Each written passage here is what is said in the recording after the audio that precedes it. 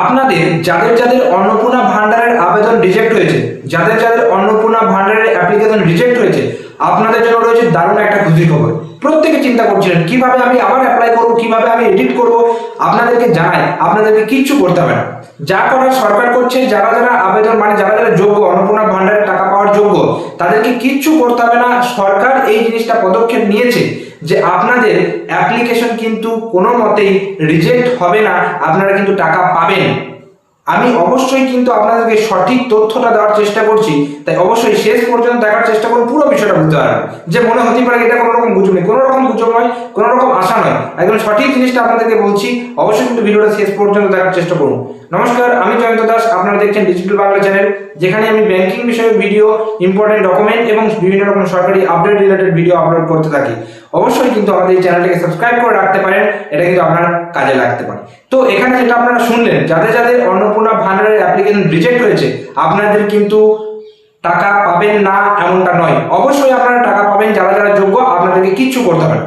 এখন যদি আজকে যদি আপনি স্ট্যাটাস চেক করেন, আপনাদের যাদের যাদের অ্যাপ্লিকেশন রিজেক্ট হয়েছে, আপনাদের দেখতে পাবেন আন্ডার এনকোয়ারি লেখা রয়েছে। সরকারের তরফ থেকে নতুন এই পদক্ষেপটা নেওয়া হয়েছে।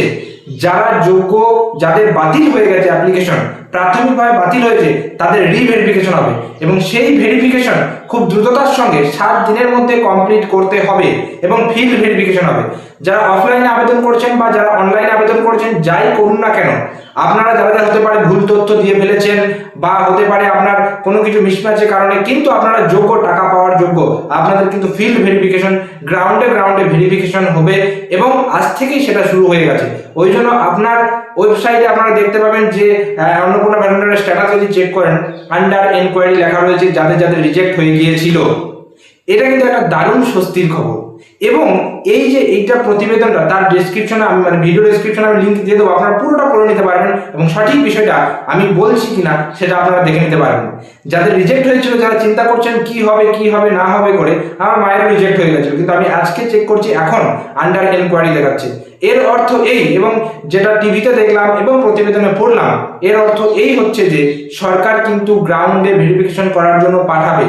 তারপরে যদি সরকারের মনে হয় যে হ্যাঁ আপনার সত্যিই পাওয়ার যোগ্য আপনি টাকা, অবশ্যই কিন্তু আপনার অ্যাপ্রুভ হয়ে যাবে।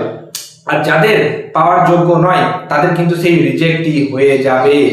এইবার প্রশ্ন হচ্ছে, গ্রাউন্ডে ভেরিফিকেশন তো হবে, ঠিক আছে, কিন্তু এটা কত দিনের মধ্যে হবে? এটা 7 দিনের মধ্যে কমপ্লিট হবে।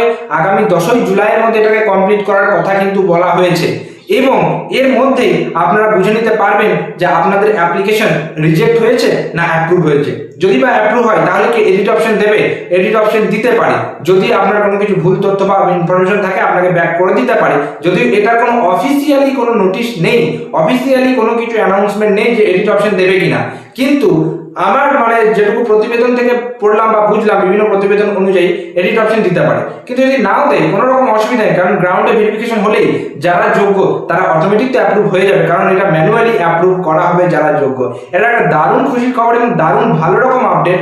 আপনারা অবশ্যই এই ভিডিওটা প্রত্যেকের কাছে শেয়ার করে দিন, যাদের যাদের রিজেক্ট হয়েছে অ্যাপ্লিকেশন, কারণ প্রত্যেকে চিন্তা করছে 1,22,00,000 মানুষের টাকা ঢুকে গেছে, বাকি 28 লক্ষের টাকা ঢুকেনি। এবং যার মধ্যে কিন্তু প্রচুর লোক, আপনার 2 কোটি প্রায়, 2 লক্ষ প্রায় হচ্ছে কি 2-3 লক্ষ প্রায়, যারা পাওয়ার যোগ্য কিন্তু পায়নি টাকা। 26 লক্ষ তো ভোটার কার্ডে বাতিল হয়েছে, সেটা আলাদা ব্যাপার, কিন্তু যারা যোগ্য, কোনো কিছু কারণে রিজেক্ট হয়ে গেছে প্রাথমিক পর্যায়ে, তারা কিন্তু অবশ্যই পাবে। এইরকম খুশির একটা আপডেট কিন্তু আপনাদের জন্য রয়েছে, তাই ভিডিওটাকে শেয়ার করার দাবি আপনাদের কাছে রাখলাম। অবশ্যই যদি ভিডিওটা ভালো লাগে থাকে একটা লাইক করবেন, চ্যানেলটিকে সাবস্ক্রাইব করে পাশে থাকতে পারেন। তো দেখা হচ্ছে পরের কোনো ভিডিওতে, ততক্ষণ পর্যন্ত প্রত্যেকে সুস্থ থাকুন, ভালো থাকুন, টাটা এবং ধন্যবাদ সকলকে।